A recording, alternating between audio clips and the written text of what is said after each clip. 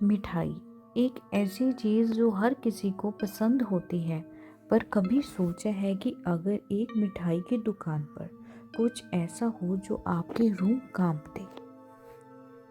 ये कहानी है एक ऐसी मिठाई की दुकान की जो सिर्फ दिन में बिकती थी, रात को नहीं, क्योंकि जो भी रात को वहाँ गया वो कभी वापस ही नहीं आया। पुरानी गलियों में एक मिठाई की दुकान थी, मधुराम स्वीट्स। कहा जाता है कि ये दुकान 50 साल से चल रही थी और वहाँ के रसगुल्ले और गुलाब जामुन भी बेहद मशहूर थे। लेकिन एक अजीब बात थी, यहाँ रात के समय कोई नहीं आता था। जो भी दुकान के पास जाता उसको मिठाइयों से भरी एक थाली दिखाई देती, लेकिन जो हाथ बढ़ाता उसका हाथ हवा में ही रह जाता, जैसे वहाँ कुछ हो ही नहीं।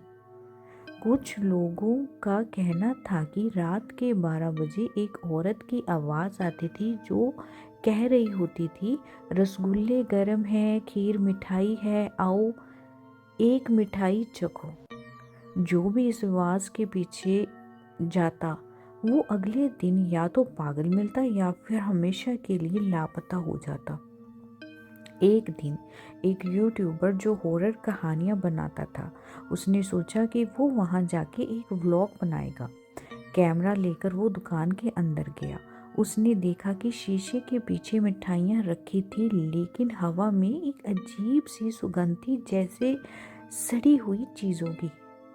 तभी उसने देखा एक छोटी सी लड़की मिठाई का डब्बा लेकर मुस्कुरा रही थी, लेकिन उसका जो दांत लाल थे, जैसे उसने अभी अभी कुछ और खाया हो। अगली सुबह उसका कैमरा मिला, लेकिन वो खुद नहीं।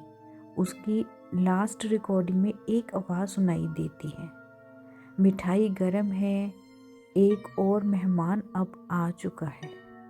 कहा जाता है कि आज भी अगर कोई उस दुकान के सामने रात को जाए तो उसे मीठी सुगंध आएगी, और अगर उसने एक भी कदम आगे बढ़ाया तो वो भी हमेशा के लिए मिठाइयों का एक हिस्सा बन जाएगा।